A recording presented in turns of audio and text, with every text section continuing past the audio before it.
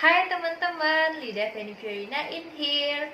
Kali ini aku akan sharing mengenai mata kuliah perilaku konsumen, di mana bab kali ini yang aku bahas yaitu mengenai persepsi konsumen dan informasi. Nah, pada bab ini akan ada 5 poin yang aku bahas. Yuk langsung aja ke penjelasannya, check it out. Kita masuk ke persepsi konsumen dan informasi. Di sini akan ada 5 poin yang dibahas. Poin pertama yaitu pengertian persepsi konsumen, yang kedua proses persepsi konsumen, yang ketiga pengertian citra, yang keempat pengolahan informasi, dan yang kelima adalah pembelajaran konsumen. Pengertian persepsi konsumen. Persepsi konsumen adalah proses saat konsumen memilih, mengorganisasi serta menginterpretasikan informasi menjadi suatu arti tersendiri bagi dirinya.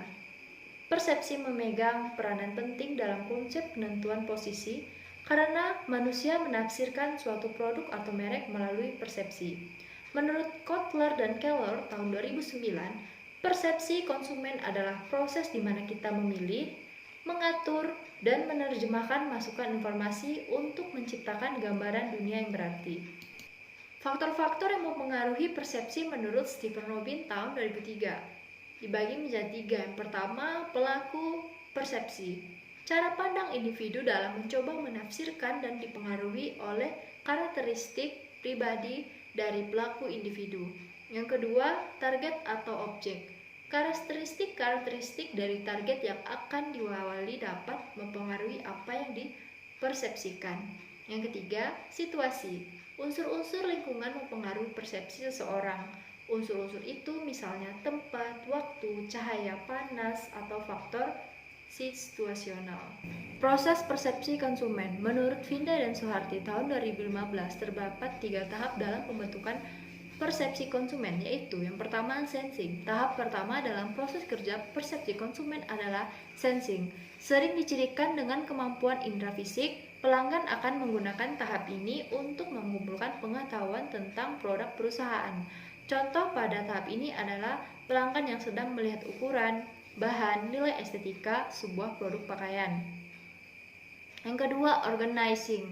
Pada tahap ini, pelanggan akan memproses seluruh informasi yang telah mereka beroleh dan menafsirkan nilainya berdasarkan konteks, kebutuhan pribadi, serta faktor lainnya yang sangat subjektif. Selain itu, pelanggan juga akan menentukan kebutuhan mereka dan membandingkannya dengan aspek lain yang mereka anggap penting. Contohnya, konsumen yang ingin membeli sepatu olahraga dapat memprioritaskan harga, tetapi juga warna dan kualitas solnya. Yang ketiga, reaching. Terakhir, pelanggan akan bertindak berdasarkan informasi dan keputusan yang mereka ambil selama tahap sensing dan organizing.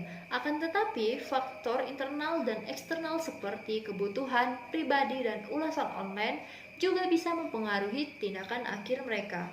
Meskipun setiap reaksi dan faktor penyebabnya berbeda, pelanggan cenderung melalui proses evaluasi yang serupa sebelumnya akhirnya membuat keputusan. Pengertian citra. Citra merupakan sesuatu yang bersifat abstrak karena berhubungan dengan keyakinan, ide, dan kesan yang diperoleh dari suatu objek tertentu, baik dirasakan secara langsung melalui panca indera maupun mendapatkan informasi dari suatu sumber. Citra serbaneka merupakan citra pelengkap dari citra perusahaan. Hal ini bisa meliputi logo, atribut identitas, brand name, para pekerja profesionalnya yang diidentikan dengan citra serbaneka yang diintegrasikan dengan citra perusahaan. Yang selanjutnya, citra penampilan. Citra ini lebih ditujukan kepada subjek dari perusahaan yang berkaitan dengan kinerja atau penampilan dari diri setiap anggota organisasi sehingga dapat membawa citra organisasi. Hal ini juga bisa diartikan dengan etika perusahaan, mulai dari menyapa, bersikap, serta berinteraksi dengan pelanggannya. Pengolahan informasi. Yang pertama ada pemaparan, merupakan pemaparan stimulus yang menyebabkan konsumen menyadari stimulus tersebut melalui panca inderanya. Hal ini menyebabkan konsumen merasakan sensasi, yaitu respon langsung dan cepat terhadap stimulus yang datang. Ada 2 jenis pemaparan, yaitu ekspor disengaja, ekspor tidak disengaja. Ekspor disengaja membuat informasi pemasaran yang dapat tersedia ketika di mana konsumen membutuhkannya. Ekspor tidak sengaja memaksimalkan kemungkinan segmen sasaran terekspos pada iklan perusahaan mereka. Yang kedua, perhatian.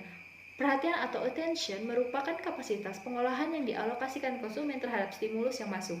Ada dua faktor yang mempengaruhi attention, yaitu faktor pribadi, faktor yang muncul dari dalam diri sendiri sebagai motivasi atau sebuah harapan.